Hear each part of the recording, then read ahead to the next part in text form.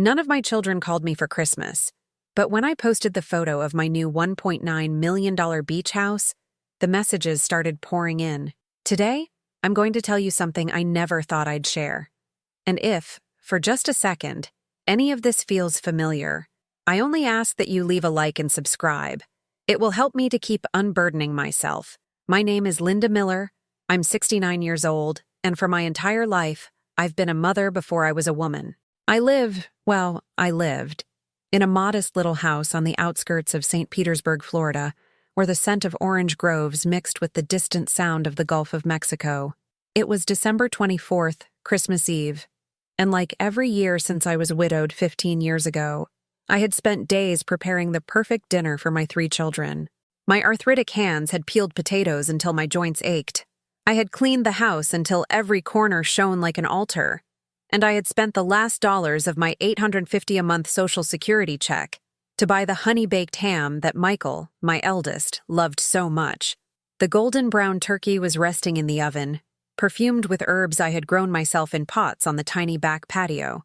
The table was set with the embroidered tablecloth that had been my mother's, and I had lit the candles I saved for special occasions. All morning, while I cooked, I had imagined their voices filling the house again. I could see Michael telling me about his new job at the construction firm, Emily bragging about her latest trip to New York City, and Rob showing me pictures of my grandchildren, whom I barely knew. My heart swelled with anticipation every time I heard a car pass on the street, thinking that maybe, just maybe this time, they'd arrive early to help, or simply to spend more time with me. At 7 in the evening, when I couldn't contain my anxiety any longer, I dialed Michael's number. My finger trembled over the screen of the old smartphone I'd bought refurbished, and I waited with a racing heart as it rang. "Mom?" he answered, his voice tired, as if my call were an annoying interruption. "Look, we're not going to be able to make it tonight. But son, I have everything ready. The turkey you love so much, the sweet potato casserole I made yesterday. Mom, you have to understand. Christine isn't feeling well and the kids are all wound up. Besides, you know how these dinners with you are. They always end up being complicated." The word complicated stabbed me in the chest like a dagger. Complicated? What was so complicated about a mother's love? "Besides," he continued, with that impatient tone I had learned to recognize all too well, "we don't have the money to waste on gas driving all the way out there. With the economy and all, you get it, right?" Of course I understood. I always understood. I always made excuses for them. I always forgave. I hung up the phone and took a deep breath, trying to calm the trembling in my hands. Maybe Emily would come, my only daughter, the one who had always been closer, the one who had promised she would never abandon me like her father did when he left with that woman 20 years younger. I dialed her number with fingers that could no longer hide their desperation. "Hey, Mom," she answered, and in the background I heard music, laughter, the clinking of glasses. "I'm at Jason's parents' place, you know. They organized this spectacular dinner, fully catered and everything. You can't even imagine how fancy it is. Emily, honey, I prepared a dinner too. I'm waiting for you." "Oh, Mom, don't be so dramatic. All of Sophia and Alex's grandparents are here, and it would be really weird for me to show up at your place when my kids are here. Besides, you always do the same thing. You guilt trip us. Make us feel bad for not visiting more often. I just want a peaceful Christmas today. A peaceful Christmas. Without me. But honey, I'm their grandmother too. Mom, please, let's not start. We'll talk tomorrow, okay?" The dial tone echoed in my ear like an empty void. My eyes filled with tears, but I still had Rob, my youngest, the one who had always been more sensitive, who as a child would stay with me while his siblings went out to play.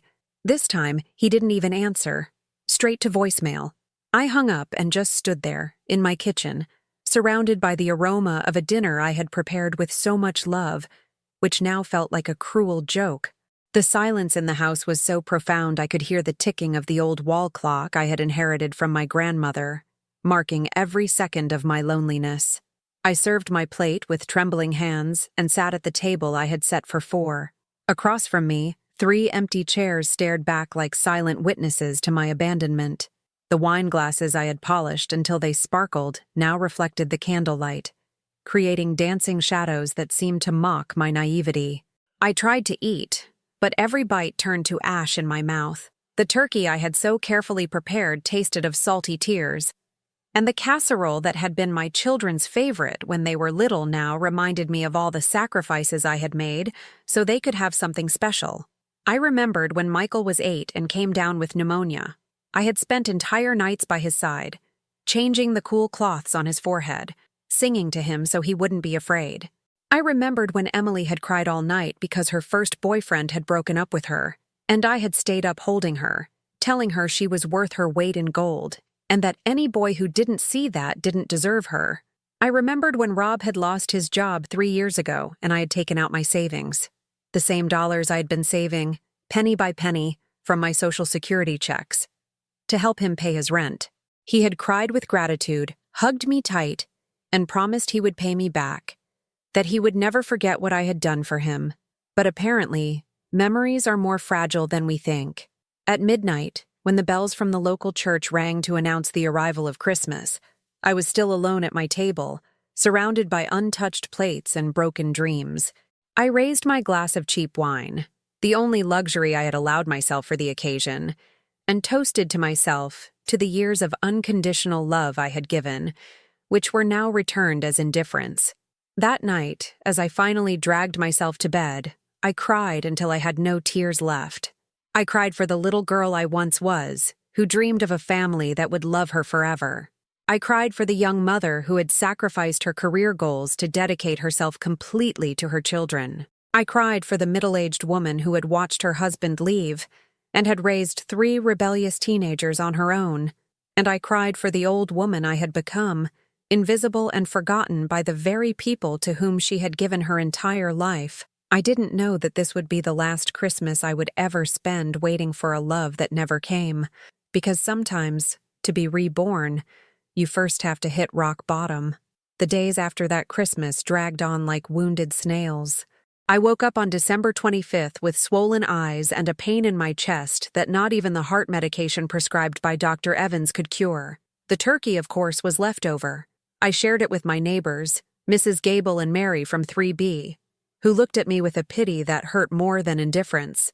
It was while sitting in my green velvet armchair, the same one where I had nursed my 3 children, that I began to remember everything I had done for them. Not out of masochism, but because I needed to understand when I had stopped mattering in their lives.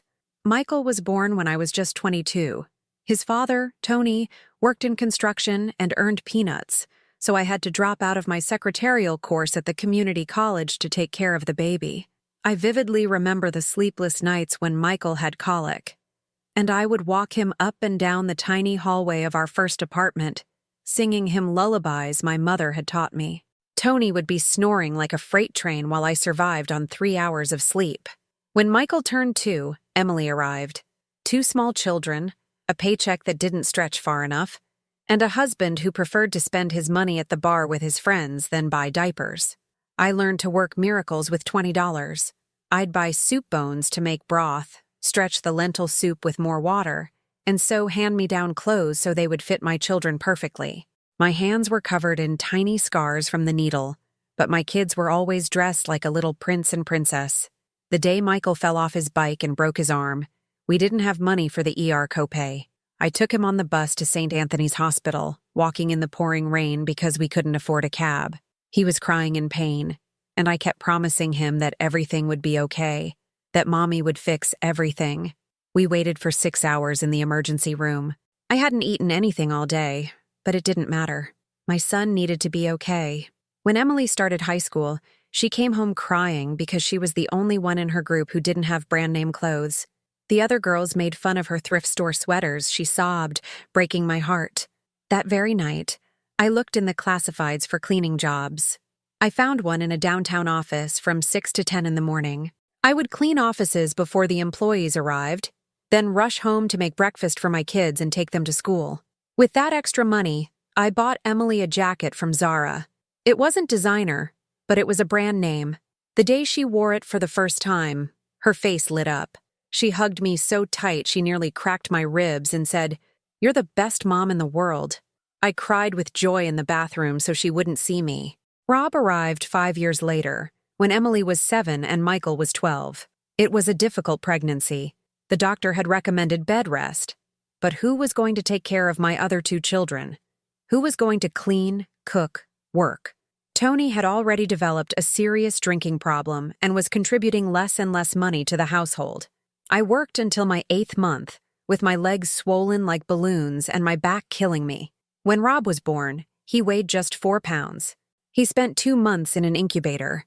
I went to the hospital every day, leaving Michael and Emily with my sister Martha, who already had 4 kids of her own, and I'd spend hours looking at my baby through the glass, talking to him, singing to him, promising him he would grow up strong and healthy. The doctors told me Rob would need special care, physical therapy, expensive medications. Our insurance covered some of it, but not all. I got another job in the afternoons, caring for an elderly woman, Mrs. Thompson, over in the historic district. She had Alzheimer's and would sometimes mistake me for her deceased daughter. Other times she would get aggressive and scream at me, insult me. But she paid well, and with that money I could afford Rob's therapies. For 2 years, my routine was inhumane. Wake up at 5 to clean offices, come home to make breakfast, take Michael and Emily to school, do the housework, go to Rob's therapy sessions, pick up the older kids, make lunch, go take care of Mrs. Thompson until 10 at night, come home, prepare everything for the next day, and collapse into bed only to repeat the cycle 4 hours later. When Tony left me for Sherry, a 28-year-old bartender who worked at his favorite dive, I was 37 and looked 50. He took what little money was left in our joint account and left me with 3 kids, 2 jobs, and a mortgage I couldn't pay on my own. You know what the first thing I did was? I cried. I cried for 1 whole night. But in the morning, I got up and kept going, because my children needed me. I got a 3rd job on the weekends, selling scratch-off lottery tickets at a small table outside the Winn-Dixie. I'd set up at 7 in the morning with my folding table and my bag of tickets, shouting, "Get your lucky numbers here, winning ticket for today," until my voice was hoarse. With those 3 jobs, I managed to keep us from losing the house. Michael was able to go to trade school and become an electrician. Emily finished high school and got her teaching degree. Rob grew up strong and healthy, just as I had promised him when he was in the incubator. But the price I paid was high. My knees were shot from being on my feet all day. I developed arthritis in my hands from all the scrubbing and cleaning. The stress gave me ulcers that still flare up if I don't eat on time. And the worst part? I lost all my bottom teeth due to poor nutrition and lack of money for a dentist. For years, I ate only soups and purees because I couldn't chew. When Michael turned 18 and found a job in construction, I thought I could finally breathe. He promised he would help me financially, that he'd never forget everything I had sacrificed for him. Emily also got a job as a substitute teacher and assured me she would pay back every dollar I had spent on her education. Rob, when he graduated from college, he'd studied computer science thanks to a scholarship and my continued work to support him, hugged me at his graduation and told me that one day he would buy me a big house so I would never have to worry about money again. For the first few years, they kept their promises. Michael gave me $200 a month. Emily, when she could, also contributed. Rob, while looking for a job, at least helped me with groceries and online banking because I'd never learned how to use a computer. But little by little, the help became less frequent. Michael married Christine, a middle-class girl who looked at my humble house with thinly veiled disdain.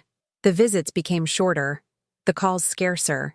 Emily met Jason, a well-off architect, and suddenly my granddaughter Sophia had piano and ballet classes that cost more than my monthly Social Security check. Rob moved to Austin for a tech job, and his calls dwindled to a text every 2 weeks. "Hey Mom, all good. Love ya." Michael's $200 became $100, then $50, then, "I can't this month, Mom, but I'll give you double next month." Promises that were never kept. Emily stopped contributing altogether when her second child, Alex, was born. "I have my own responsibilities now," she told me. And I, as always, understood. I always understood. I always forgave. Until that cursed Christmas, when I realized I had raised 3 strangers who only remembered me when they needed something. When had I become invisible to them? When did I stop being their mother and become an annoying obligation? That afternoon, sitting in my armchair, looking at the photos of when they were little, and looked at me as if I were their hero, I made a decision that would change our lives forever. It was time to remind them who Linda Miller was before she was just Mom. On January 3rd, after a week of digesting my Christmas abandonment, I decided to do something I hadn't done in months: check my bank statements. Rob had always told me he would handle the numbers because I didn't understand all that modern stuff. Like a fool, I had given him my debit card information to help me with online shopping and automatic payments. I sat down at the old desktop computer Michael had given me 3 years earlier, secondhand, of course, and with the patience of a detective, I began to review my account activity. At first, everything seemed normal. The automatic payment for the electricity, the water, the small mortgage payment I still had on the house. But then I saw something that made my blood run cold. Transfers. Lots of them. Small at first. $20 here, $30 there. Then larger. 100, 200. All authorized with my PIN. All made from ATMs in Austin, Texas. Rob had been taking money from my account for the last 8 months. My hands shook as I did the mental math. Over $1,500. Almost 2 full months of my Social Security check. Money that I had been saving dollar by dollar, giving up coffee at the diner, buying the cheapest cuts of meat, mending my old clothes instead of buying new ones. The miserable wretch had been stealing from me while I ate lentil soup 5 days a week to make ends meet. I called the bank, my voice breaking with rage and betrayal. The young woman who answered explained patiently that since all the transactions had been authorized with my PIN, the bank couldn't do anything. But it's my son, I mumbled into the phone. I didn't give him permission to take that much money. I'm very sorry, Mrs. Miller, but legally he had access to the account. You would have to file a police report for familial fraud if you want to recover the money. File a report against my own son?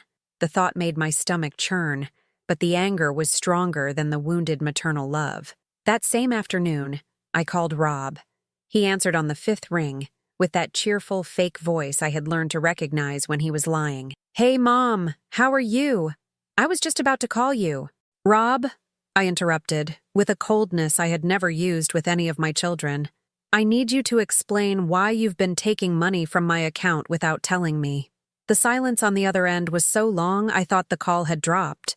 Mom, you checked the account? His voice was no longer so confident. $1,500, Rob. $1,500 that I need to survive. What did you spend it on? Mom, don't be like that. It's just a temporary loan. Everything is so expensive here in Austin. The rent, food. And my girlfriend Lucy is pregnant. We need money for the specialist appointments because our insurance deductible is a disaster. You have a job. You earn 3 times what I do. Yeah, but I have expenses, Mom. You can't understand what it costs to live here. Besides, you don't really need that money. You live in a house that's already paid for. You don't have any major expenses. I had no major expenses? My heart medication cost me $60 a month. My doctor's checkups. Another $40 in copays. Food, even the cheapest, was at least $200. And he thought I was living in abundance. Rob, that money is for my medicine, for food, to survive. It's not a fund for you to live comfortably in Austin. Oh, Mom, always exaggerating. It's not that big a deal. I'll pay you back, okay? But I can't right now. Lucy is having weird cravings and we have to buy her special things. I hung up.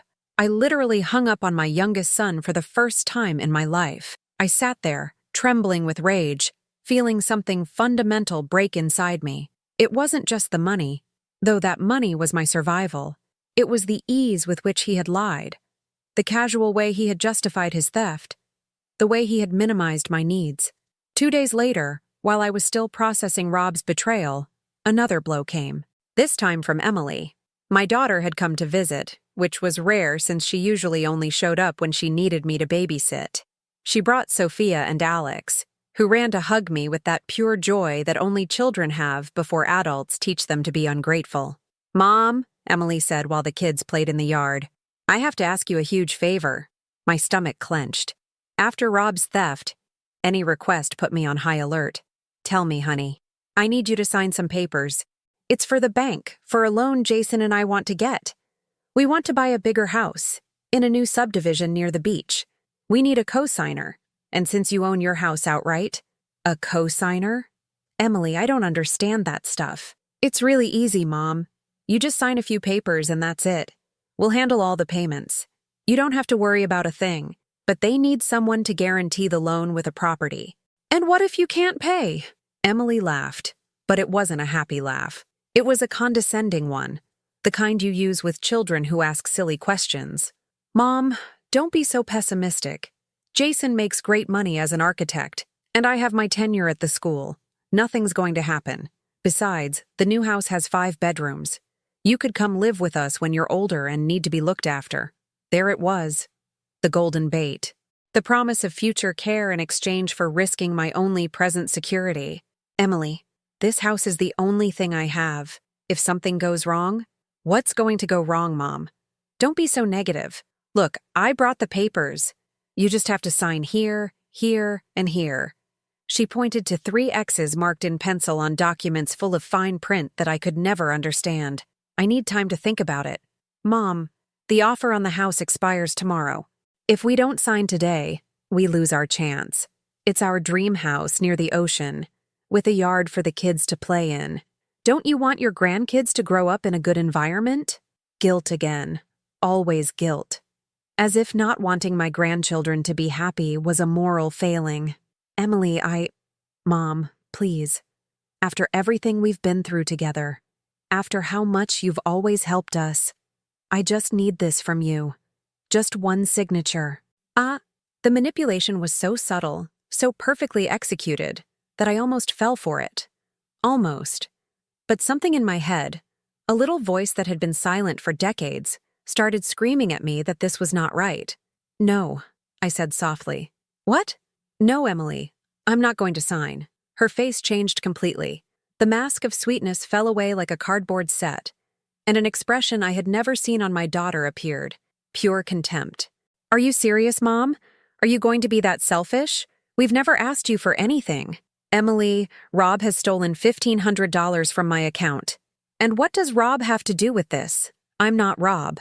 It has to do with the fact that I'm realizing that to you all, I'm only useful when you need something. Money, co-signing loans, babysitting, cooking for holidays you don't invite me to. Oh, Mom, here we go with the drama again. You're always such a victim. You know what? Forget it. We'll find another solution. But don't come crying to us later when you're lonely. She gathered the children abruptly, yelled at them to say a quick goodbye to Grandma, and left, slamming the door so hard it made the glasses in my china cabinet rattle. I was left alone in my kitchen, surrounded by the toys the children had left scattered, feeling the last thread connecting me to my children snap for good. That night, for the first time in 69 years, Linda Miller stopped being just a mother and started being a woman with nothing left to lose. The next morning, I woke up with a mental clarity I hadn't felt in decades. It was as if someone had wiped the fog from the windows of my soul, and I could finally see reality without the rose-colored filter of unconditional love. I got up, made myself my coffee, the one luxury I allowed myself each morning, and made a decision that would change everything. I was going to the bank to cut off Rob's access to my account. The bus ride to downtown St. Pete felt endless. I had all the documents I could find in my purse, my ID, my social security card, the bank statements clearly showing the unauthorized transfers. My hands were sweating despite the January chill, and my heart was pounding so hard I was afraid the other passengers could hear it. At the bank, the same young woman who had helped me on the phone greeted me with a professional smile. Her name tag said, Christina, and she couldn't have been more than 25. When I explained what I wanted to do, her expression changed. Mrs. Miller, are you sure you want to revoke your son's access? Once you cancel his authorizations, he won't be able to use the card or make any transactions on your account. I am absolutely sure, I replied with a firmness that surprised even me. Have you spoken with him about this? Sometimes these family misunderstandings can be sorted out. It's not a misunderstanding. It's the systematic theft of $1,500 from my Social Security income. Christina blinked several times, as if processing the gravity of what I had just confessed. "All right, ma'am. I need you to sign these forms, and I'll issue you a new card with a PIN that only you will know."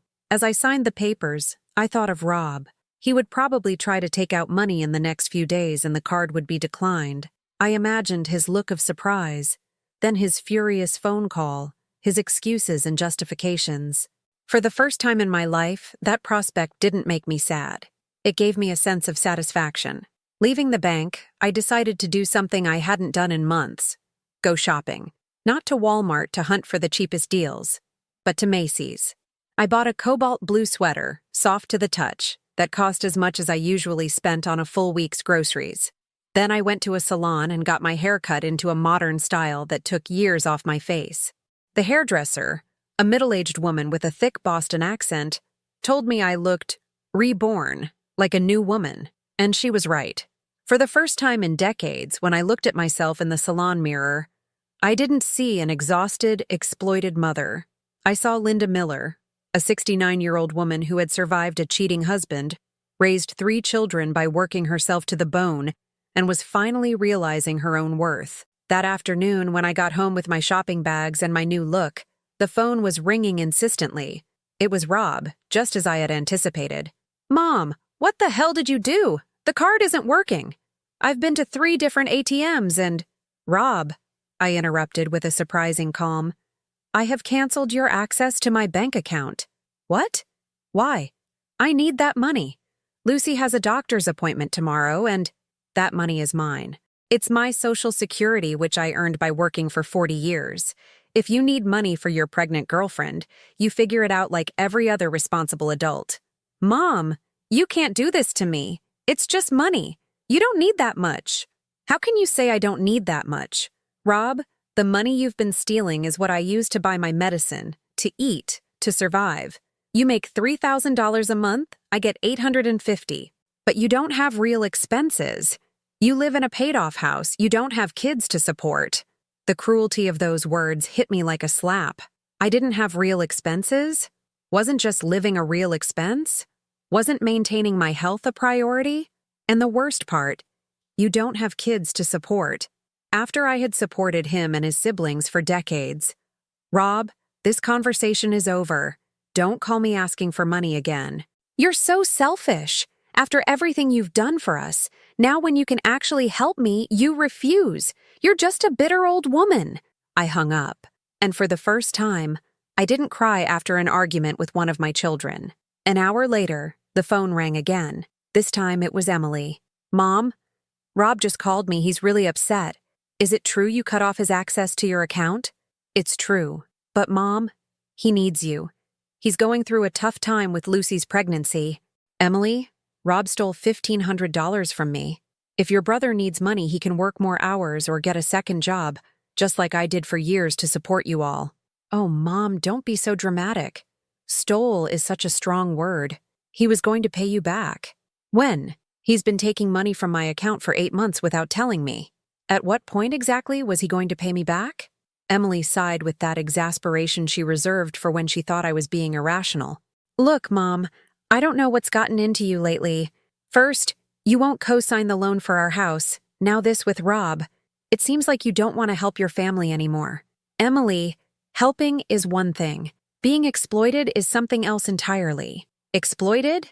For God's sake, Mom. We're your family. Everything we've ever gotten from you was out of love, wasn't it? Now all of a sudden we've been exploiting you for years." "Yes, Emily. That's exactly what you've been doing." The silence on the other end was so long I thought she had hung up. "You know what, Mom? I think you need to see a doctor. These personality changes at your age. Maybe you have early onset dementia." And there it was. The card I was afraid they would play. Declare me mentally incompetent to justify my rebellion, as if defending my own interests was a symptom of a disease. "Emily, my mind is clearer than it has ever been in my life." Well, it doesn't seem like it. The mom I knew would have never treated us like this. The mom you knew was a woman who sacrificed herself to the point of destruction for children who took her for granted. That woman doesn't exist anymore. "Fine, Mom. If that's how you want to be, then so be it. But don't come asking us to visit when you get lonely." Emily hung up, and I stood there with the phone in my hand, processing the threat I had just received. Behave, or be left completely alone. But for the first time in my life, loneliness didn't scare me. It was better to be alone than to be with people who only valued me for what I could give them. That night, I had a peaceful dinner, watching a TV show I liked but had never been able to finish because I always had to be available for my children's calls. I ate slowly, savoring every bite, without the hurry of someone waiting for the next favor to be asked of them. And when I went to sleep, instead of praying for the well-being of my children as I had done for 50 years, I prayed for myself. I asked for the strength to continue on this path of self-respect, and the wisdom to distinguish between true love and manipulation disguised as affection. For the first time in decades, I slept through the night. No nightmares, no anxiety, no guilt. Just the quiet satisfaction of a woman who had finally started to value herself. 3 weeks of absolute silence passed. Not a call, not a text, not a visit. It was as if my 3 children had decided to erase me from their lives to punish me for daring to say no for the first time. But strangely, instead of feeling devastated as I might have expected, I felt free. I woke up in the mornings without the anxiety of wondering what problem I would have to solve today, who I would have to help financially, what favor would be asked of me. I had a leisurely breakfast, read the entire newspaper, something I hadn't done in years, and then went for walks through the neighborhood, discovering cafes and shops that had opened without me even noticing. One afternoon, while having a coffee at a small outdoor cafe, I saw a woman my age sitting alone at the next table. She had a book in her hands and would occasionally smile as she read. She looked serene, whole, as if she didn't need anyone else to feel complete. "Excuse me," I said shyly. "What are you reading that's making you smile so much?" She looked up and gave me a genuine smile, the kind that comes from within. "Women Who Run with the Wolves," she said, showing me the cover. "It's a book about reclaiming the inner strength that women lose when we dedicate ourselves only to caring for others." "That sounds interesting," I murmured, though I really had no idea what inner strength meant. "Are you in the process of recovery too?" she asked with a perceptiveness that surprised me. "Recovery?" "Yes. From a life dedicated only to others. From the look on your face, I'd say you're just discovering who you are without having to be someone else's savior." Her words hit me with surgical precision. Was I that obvious? "I just stopped helping my children," I confessed, feeling strange saying it out loud. "And you feel guilty?" "Sometimes. But mostly I feel relieved." "Well, you're on the right track," she said with a laugh. "My name is Patricia, I'm 72, and 5 years ago I decided my 4 children had to learn to live without using their mother as a free ATM and therapist." That afternoon, Patricia told me her story. She had been a woman just like me, widowed young, a tireless worker, a self-sacrificing mother. Her children had drained her financially and emotionally until one day, after her eldest asked her to mortgage her house to finance a business that failed in 6 months, she decided enough was enough. "And what happened?" I asked, fascinated. "At first, they hated me. They called me everything: selfish, a bad mother, ungrateful. One of them didn't speak to me for 2 whole years. And now? Now they respect me. Because they learned that I am a person, not just a function. And the ones who couldn't learn that, well, I'm better off without them." When I got home that afternoon, I had 3 missed calls from Michael, my eldest. I hadn't heard from him since before Christmas, so I was surprised that he suddenly wanted to talk. I called him back and he answered on the first ring. "Mom, finally. I've been calling you because I need to talk to you urgently." "Tell me, Michael." "Look, Mom, I heard from Emily that you're having issues with Rob and her. I wanted to offer you my support." I stayed silent, waiting for the catch. Michael had never been particularly empathetic, and his sudden offer of support smelled fishy. "What kind of support?" I asked cautiously. "Well, I think Emily and Rob are being a little unfair to you, but I also think you're reacting a bit extremely. Maybe we could find a middle ground." "A middle ground?" "Yeah, look, Christine and I have been talking, and we thought maybe you could come live with us. We have a finished basement. You could have your own separate entrance." There it was. The poisoned offer. To be without my own home. Without my independence, living in a basement under the generosity of my son and a daughter-in-law who despised me. And in exchange for this generosity, what would I have to do? Well, nothing special. Maybe help out a little with the kids when Christine and I go out. Do some chores around the house. You're a great cook, and Christine is so busy with her job. In other words, become my son's unpaid housekeeper and nanny. Michael, how much do you think all of that you're asking me to do is worth financially? What? How much would it cost you to hire a housekeeper, a cook, and a nanny to do everything you expect me to do for free? Mom, this isn't about money. It's about family. No, Michael, it is exactly about money. You want my services for free, and on top of that, you want me to be grateful for letting me live in a basement. Mom, don't be like that. We're trying to help you. Help me? Michael, I have my own house. I have my independence. I have my life. Why would I want to live in someone else's basement doing unpaid domestic labor? Because you're our mother, and it's normal that in your situation, my situation? What is my situation, Michael? Well, you're older. You're alone. Sometimes older people make decisions that aren't best for them. There it was again. The insinuation that I was losing my mental faculties because I had decided not to be their ATM. Michael, my mind is perfectly fine. What's happened is that I've decided I'm no longer going to let myself be exploited. Nobody is exploiting you, Mom. We're your family. Exactly. It's because you're my family that it hurts more that you only see me as a resource to be used. The silence stretched for several seconds. Look, Mom, he finally said, his voice changing, growing cold. I think you're making a very big mistake. Rejecting your family's help, pushing your children away, this isn't going to end well for you. Is that a threat, Michael? It's not a threat. It's a reality. What are you going to do when you get sick? Who's going to take care of you when you can't manage on your own? What's going to happen to your house when you can no longer maintain it? The questions hit me like punches, because he was right about one thing. I was getting older, and there would probably come a time when I would need help. But I also realized something else. If my children were only willing to help me in exchange for exploiting my resources, then it wasn't help I deserved. Michael, when that time comes, I'll figure out my options. But I'm not going to mortgage my present for a fear of the future. All right, Mom, have it your way. But when you need help, remember this conversation. He hung up, and I sat there, processing not just his words but his tone. It was the first time one of my children had spoken to me with such calculated coldness, as if I were an enemy instead of their mother. That night, eating dinner alone but peacefully, I thought about what Patricia had told me. Better off without them than in bad company. For the first time in my life, I was beginning to understand that love can't be unconditional when it comes with hidden terms and conditions, and that being a mother doesn't mean you have to sacrifice all personal dignity. The next day, I decided to do something I had been putting off for years. I went to see a lawyer to make a will. If my children only saw me as a future inheritance, it was time they knew exactly what they could expect from that inheritance. And it wasn't going to be what they imagined.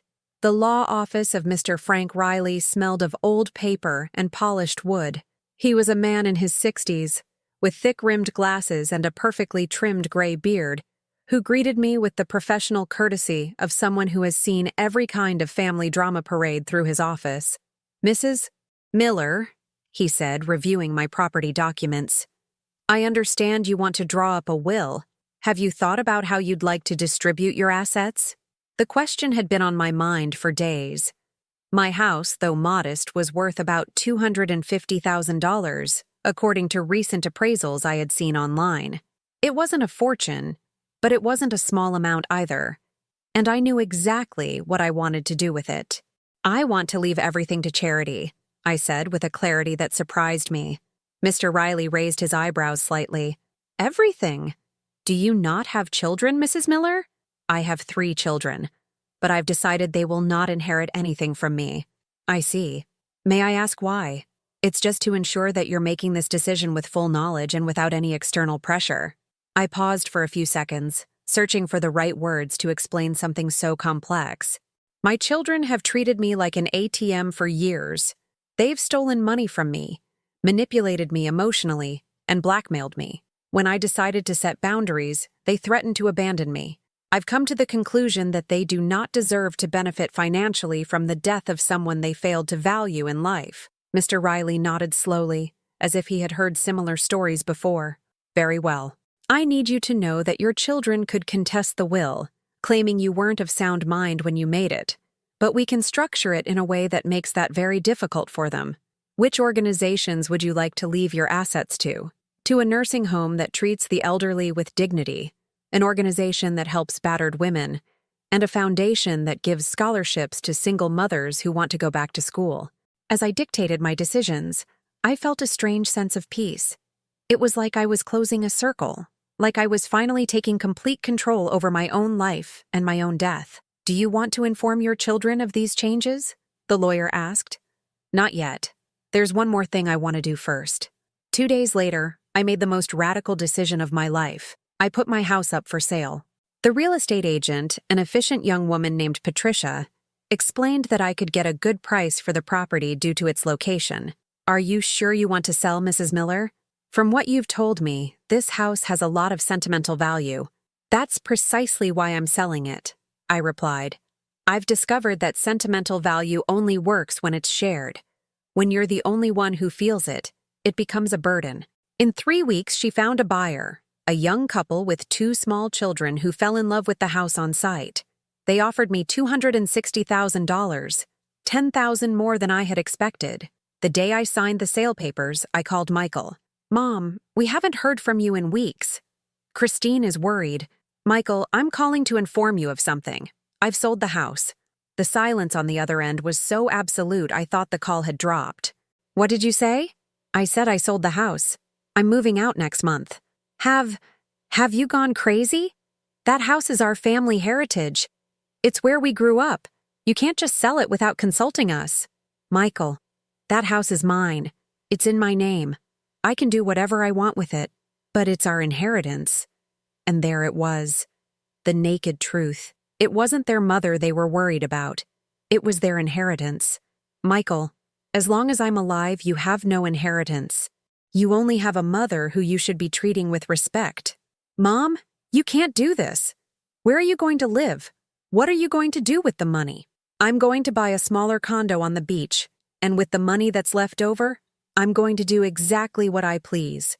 You're insane. I'm coming over right now. There's no need, Michael. The sale is already closed. The new owners move in next week. I hung up and immediately called Emily and Rob to tell them the same news. The reactions were predictable. Disbelief, anger, threats, insults. Emily hung up on me after screaming that I was making the biggest mistake of my life. Rob told me I would regret it when I was a poor, homeless old woman. But for the first time in my life, their shouts and threats rolled off me like water off a duck's back. The next day, all 3 of them showed up at my door. It was the first time I had seen them together in months, and it was clear they had coordinated their strategy. Michael was holding some papers. Mom, we've spoken to a lawyer. We can challenge the sale if we can prove you're not of sound mind. Are you really going to try to have me declared incompetent because I'm not behaving the way you want? Mom, Emily intervened, her voice syrupy sweet. We understand you're upset with us. Maybe we've made some mistakes, but selling the house is too drastic a decision. It's irreversible. Exactly, it's irreversible. Just like the damage you've done to me over the years. But we're your family, Rob shouted. You have to forgive us. Mothers always forgive their children. Oh, really? And children have no obligations to their mothers? Does forgiveness only go in one direction? Of course we love you, Mom, Michael said. But you've changed so much lately. You're not the same person. You're right, Michael. I'm not the same. I'm no longer the woman who let her own children walk all over her. I'm no longer the one who said yes to everything for fear of being abandoned. Because I've discovered something. You abandoned me anyway. We haven't abandoned you. No? When was the last time you visited without needing something? When was the last time you asked how I was without having a request to follow it up? When was the last time you treated me like a person and not a resource? All 3 of them fell silent. The money from the sale is already in my new bank account, the one none of you can touch. Tomorrow, I'm closing on my new condo at the beach, and I'm moving next week. If you want to have a relationship with me, it will be on my terms. Respect, visits with no hidden agenda, and being treated like an adult, not a mother slave. And if we don't accept those conditions? Michael asked with a cold smirk. Then I wish you a very happy life without me. Because I've already learned to be happy without you. Emily started crying with the theatrical sobs she had used to manipulate me since she was a child. Mom, you can't be serious. We're your family. Your own flesh and blood. Blood doesn't give you the right to mistreat someone. On the contrary, it should obligate you to treat them better. They left after more shouting, more threats, more emotional blackmail. Michael told me I would regret it when I was old, sick, and alone. Emily assured me this wasn't over.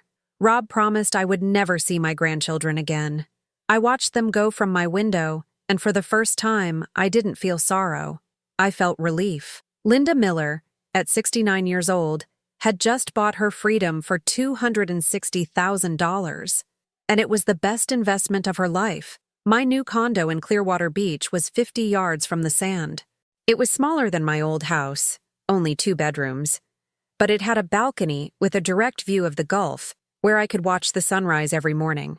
The first day I woke up there, at 6:30 in the morning, I made my coffee and went out onto the balcony barefoot, feeling the salt air on my face.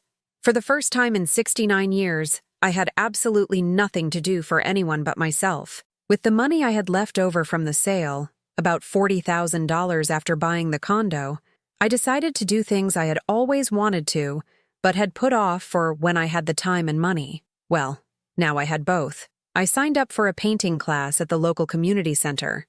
The teacher, Martha, was a woman in her 50s with fiery red hair and contagious energy.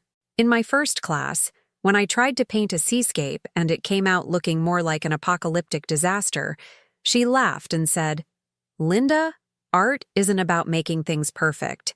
It's about expressing what you feel. And based on your painting, I'd say you're feeling a mix of freedom and chaos. It's perfect." I made friends in those classes. Pilar, a 73-year-old widow who had started painting after her last son moved to Australia. Maribel, a 65-year-old divorcee who had discovered her passion for art after 30 years dedicated exclusively to a husband who was cheating on her with his secretary. We all had similar stories. Women who had lived for others until we finally decided to live for ourselves. I also bought a new smartphone, one of those fancy ones that Marcos, the young man at the tech store, taught me how to use. He was in his 20s with tattoos on his arms and infinite patience for explaining how apps worked. "Mrs. Miller," he told me while showing me how to use text messages, "you have to create your own happiness, you know? My grandma always said that people who just wait for others to make them happy are doomed to disappointment." What a wise young man. Wiser than my 3 children combined. With my new phone, I decided to do something I had never imagined. I opened a Facebook account. I wanted to document my new life. My paintings, my walks on the beach, my new friends. Not to show off, but to remind myself that Linda Miller existed beyond just being a mother. The first few weeks in Clearwater were like a never-ending vacation. I woke up when I wanted, ate what I craved, and went to the beach in the afternoons to read novels I had bought without feeling guilty for wasting money on silly things. For the first time in decades, nobody needed me urgently for anything. One Tuesday morning, while I was having breakfast on the balcony reading the newspaper, the phone rang. It was a number I didn't recognize. "Mrs. Linda Miller?" "Yes, this is she. My name is Sandra Ruiz. I'm a social worker at St. Anthony's Hospital. I'm calling because your granddaughter Sophia was admitted here yesterday." My heart stopped. "Sophia? What happened to her?" "She had a bicycle accident. Nothing life-threatening, but she has a mild concussion and needs to stay for observation. Her parents are with her, but the little girl keeps asking for her grandma Linda." "Are you asking me to come?" "Well, the girl says you're her favorite person, and she wants you to bring her your special cookies. The doctors think your presence might help calm her down." I hung up the phone, my heart torn. Sophia was only 7. She was the only one of my grandchildren who had ever shown genuine affection for me, not because I gave her things, but simply because she liked being with me. When she was little, she would sleep over at my house and ask me to make up stories about princesses who saved dragons instead of the other way around. But going to the hospital meant facing Emily and Jason.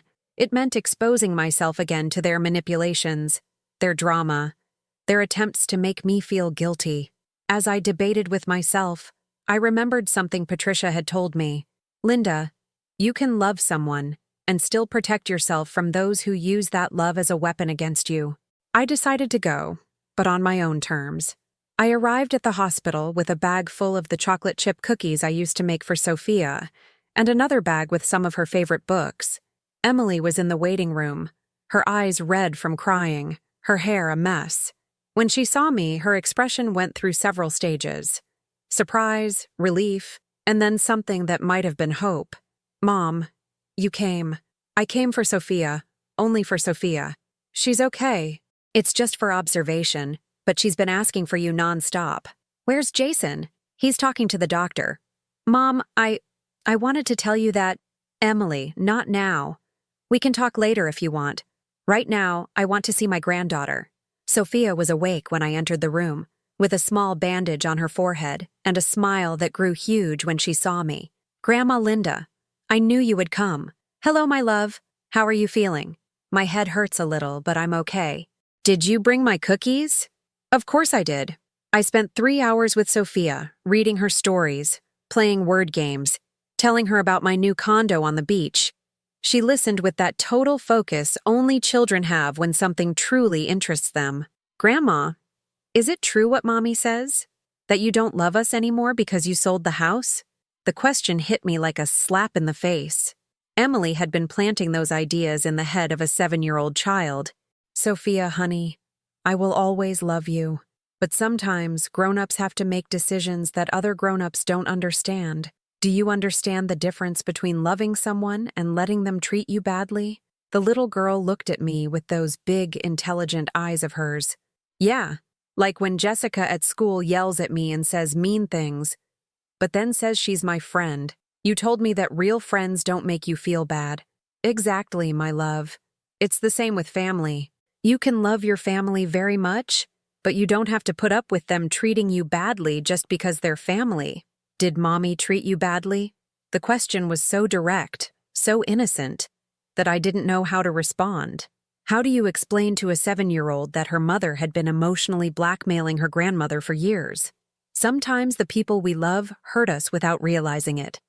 And when that happens, we have to take care of ourselves. Sophia nodded as if she understood perfectly. Grandma, can I come visit you at your new house? Of course, my love. Whenever your parents let you.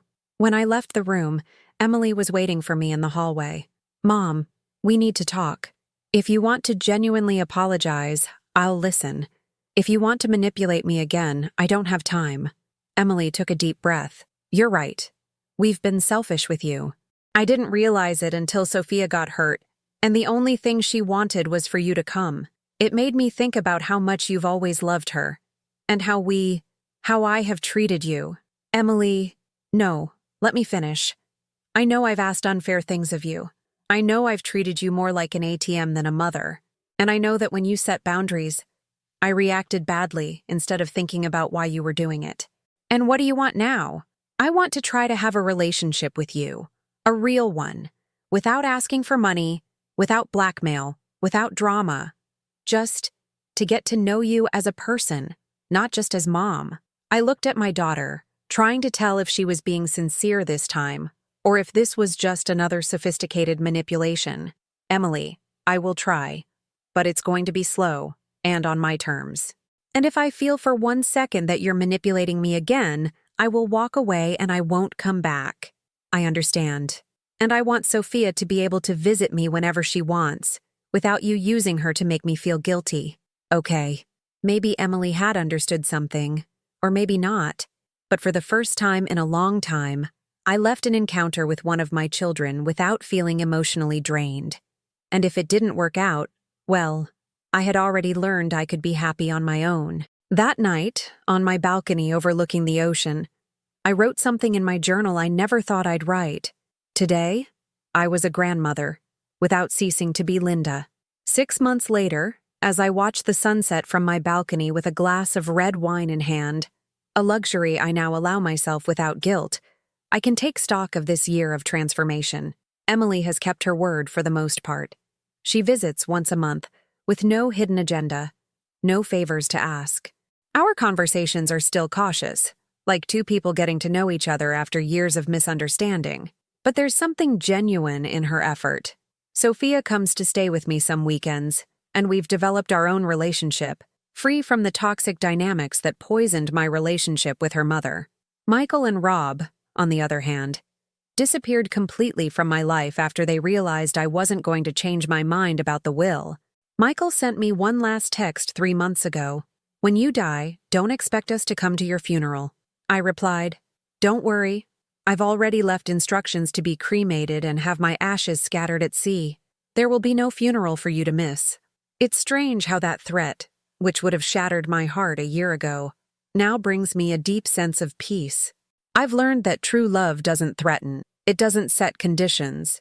It isn't withdrawn as punishment when you don't get what you want.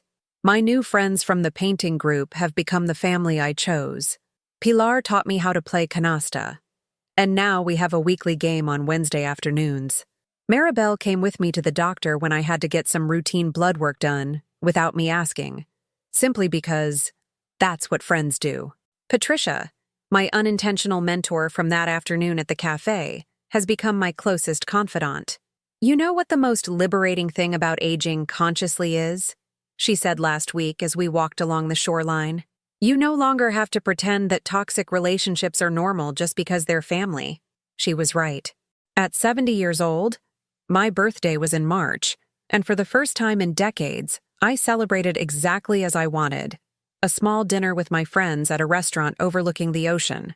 I've discovered that chosen solitude is infinitely better than company that makes you feel lonely. My daily routine is simple, but fulfilling. I wake up with the sun, have breakfast on the balcony while reading the news on my tablet. Marcos taught me how to use it. Go for an hour-long walk on the beach, have a quiet lunch, take a guilt-free nap, paint in the afternoons, and read at night. The weekends vary. Sometimes I drive into St. Pete to visit museums. Other times Sophia comes to stay. And sometimes I just stay home, enjoying not having to go anywhere or do anything for anyone. My bank account, for the first time in my adult life, has a balance that doesn't cause me anxiety. The $40,000 I had left after buying the condo, I invested in a CD that gives me small but steady returns. Added to my Social Security, I have enough to live with dignity and without hardship. I'm not rich, but I'm not poor either. And above all, I am not vulnerable. The house where I raised my children is now home to that young couple with 2 small kids. Sometimes, when I'm in St. Petersburg, I drive by the street and see them playing in the yard I tended for decades. Instead of nostalgia, I feel joy. That house now holds real love, not the constant tension of a woman sacrificing herself for people who didn't value her. I have stuck to my decision about the will. In fact, last month I added a clause specifying that if any of my children try to contest my final wishes, they automatically forfeit even the share they might have been entitled to. Mr. Riley, my lawyer, explained it's perfectly legal. "Mrs. Miller?" he said with a smile. "In my 30 years of practice, I've rarely seen someone so clear about their decisions. Most people come in here full of doubt and guilt." "That's because I've learned something important," I replied. "Guilt is only useful when it helps you change something that's wrong. When it becomes a tool of manipulation, you have to throw it away." This doesn't mean I don't think about Michael and Rob. I do, especially when I see grandparents playing with grandchildren who obviously adore them. I wonder if my other 2 grandchildren will ever know they had a grandmother who would have loved them unconditionally. I wonder if my sons will ever understand the damage they did to themselves by choosing money over love. But these thoughts no longer hurt me. They are more of a soft melancholy, like when you remember a sad but beautiful movie.